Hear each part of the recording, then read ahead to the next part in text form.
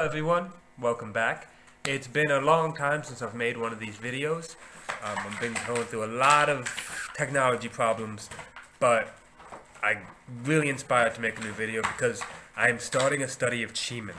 Before I talked about a study of Hokui, this turned out to be not a great idea for a couple reasons. Hokui is a little harder to find. Like, good Hokui is just a little harder to find in the Chinese market. It's a little more expensive. Qimen, on the other hand, is really easy to find in the Chinese market, especially here in Kunxi, which is very, very close to Qimen. Interesting fact, Qimen is considered part of Huangshan now. So there's a good chance, actually, some of the Huangshan Maofengs you are drinking might actually be from Qimen. And on top of all of that, last season was very wet, and the Hokui really wasn't good. And so, just for a bunch of reasons, I decided to switch my focus to Qimen, and it's been turning out great. So, just opened the bag. I'm a little stuffy today. I am never gonna get used to mountain air. I am a New York City kid. I'm used to that oceanside air, this humid, trapped air. I get very congested. I like what I smell a lot. I like what I smell a whole lot. A little bit of a kind of a berryness, like a dark cherryness. There does seem to be a little bit of a smokiness, a little bit of darkness. Something might come out to bitterness later, but it is on the lighter side. It does seem a little more lively. I went just to go blow my nose, and it kind of made it worse. A trick for when you're smelling teas is actually to exhale and then inhale really quickly. And it seems really funny when you have a stuffy nose. And what that's going to do is that hot air is going to push the aroma up into your nose better. So let's see what we have here. Ooh, I see a lot of interesting things to talk about. Oh my God. So I want to take this moment and introduce the latest member of the Sweetest Stew family. We have here Pumpkin. Pumpkin! Good girl. Pumpkin is a 7-month-old Rottweiler and a total sweetheart. So here we have the leaves. And if you notice, they're kind of on the thicker side. You know, these aren't super thin, wispy leaves. They got a little bit of girth to them. See if I can't really. They got a little bit of girth. Notice also there's not too many buds, so the buds are pretty small. But that's okay, because the really good Qimen I have on the website is no buds. So I'm beginning to realize buds doesn't really mean quality. It just means no buds is going to give a deeper, stronger flavor, which I like. That's probably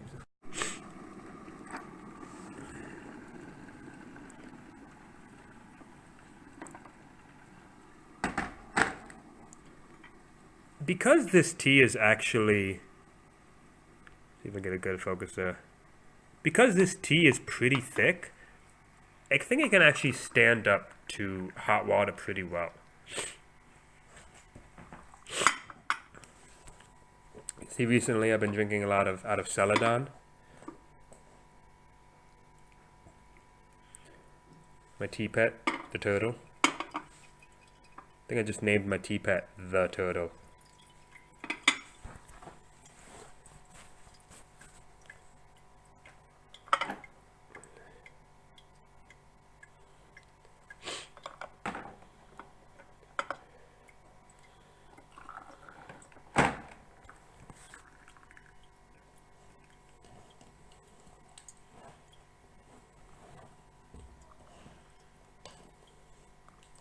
Pour.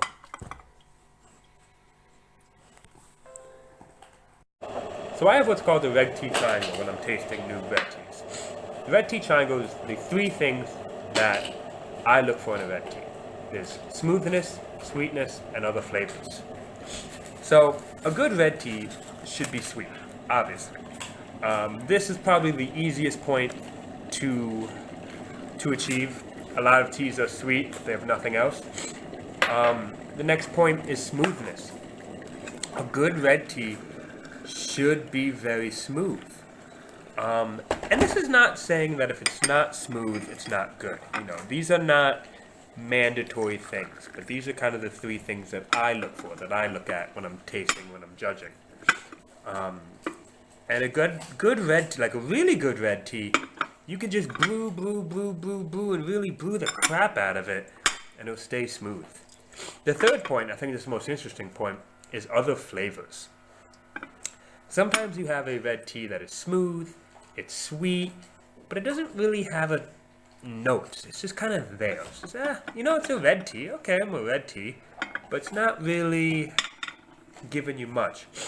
For me, a good red tea also has to give you some personality, some characteristics. And, if it's berries, if it's honey, chocolate, coffee, it just has to be something else, something that sets it apart from the others. For me, smoothness, sweetness, and other flavors, when they come together, they create the triangle of good red tea. Alright, so we're going to do this. We are going to do, I have water, fantastic. 5 grams is the standard. I use 5 grams for Qimen.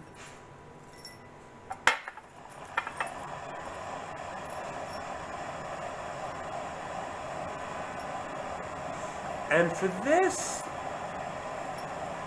I'm going to use a little under boiling. I'm going to start with just under boiling water. These leaves look thick, but they don't look super thick. When you really get old red tea, like old tree red tea, and when I say old tree red tea, I'm talking about 100 years is kind of what is called old tree in the Huangshan area. Old tree red tea is about 100 years old. That's kind of what they mean by old tree. So you're not looking like it's nothing like the 700, 1,000 year old poor trees, but 100 years. And when you get these 100 years, you get a thickness to them. You get a hardiness to them, and they can take boiling water. It does look like this has some age to it, but I don't feel 100% comfortable throwing on complete boiling water yet. Other teas I have, the Qimen that I'm loving, that's on the website. That, for those of you who have bought it, I do suggest trying it with boiling water. I'm giving my whole tea set a rinse, partially because I just actually finished a manjuan, a pour from bitter leaf tea. That was good. Shout out to bitter leaf tea, Jonah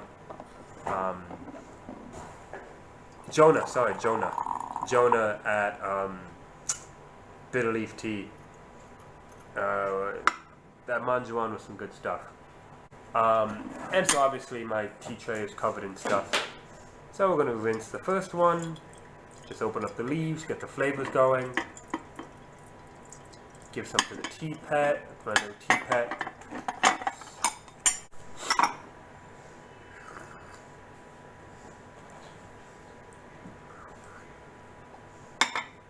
So what I like about this tea is it's very fresh, it's very light. The flavors just seem very lively in your mouth. Sometimes you drink a tea and the flavors just kind of seem dead. It's kind of like, I always compare it to, spring water versus maybe lake water.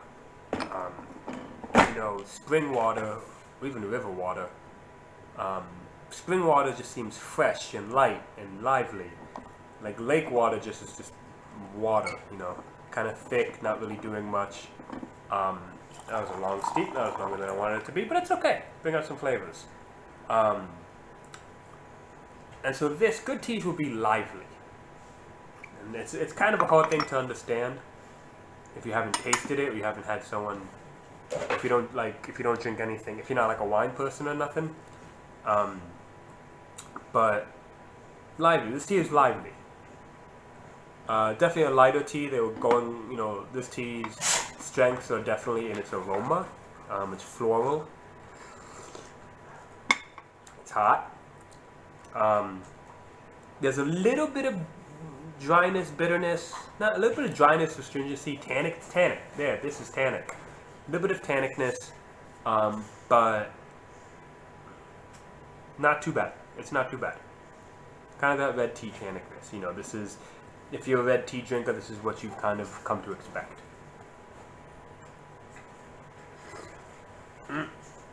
So we're up to steep number 3. I'm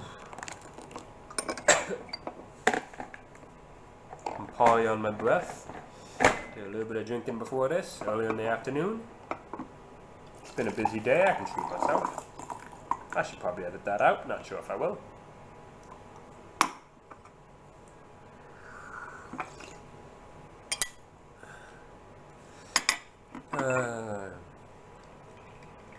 Something, I'll take a sip here before I keep going. So you're getting kind of the same flavors, I didn't really see any progression there, any new flavors, which is typical and nice at the same time. Typical and nice, but then a little bit of a letdown. In this case, it's typical and nice because a decent Qimen really is long lasting. It really is just going to give you the same flavor over and over and over again, really consistent throughout the brews, really sturdy. This one's, I'm a little disappointed by this, and this is my personal take on it. Little disappointed just because I do feel this particular Qimen is just lacking that little bit of oomph, that little bit of a little just something to really make it a really good tea. And I was hoping that as the steeps went on, it would come out, but we're in the 3rd or 4th steep by now, and it would have come out by now, or there would have been signs that something is coming. This is the same tea. This is the same tea. Had a thought in my head, so I zoned out for a second.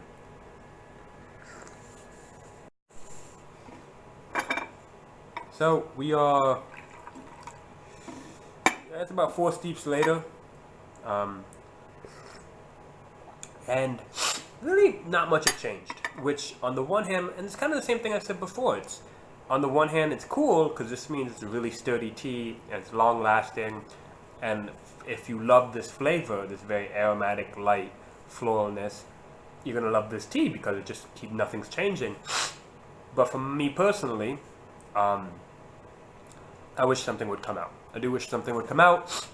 It's falling just a little short of what I'm looking for in a red tea.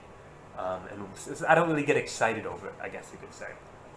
But that happens, and this is definitely, like I said, it's a good tea, but not a great tea, not an amazing tea by any means. In the next video, it's going to be a complete switch. We're going for the Gongfu red tea. For those that don't know, Gongfu Hongcha is when the tea leaf is kind of broken up like this. And this, if done very, very well, is my favorite type of red tea because it just has these dark, rich flavors.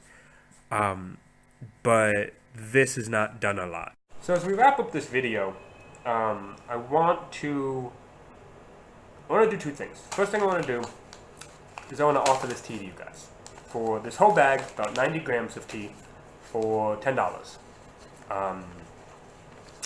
Basically, I'm not going to drink it.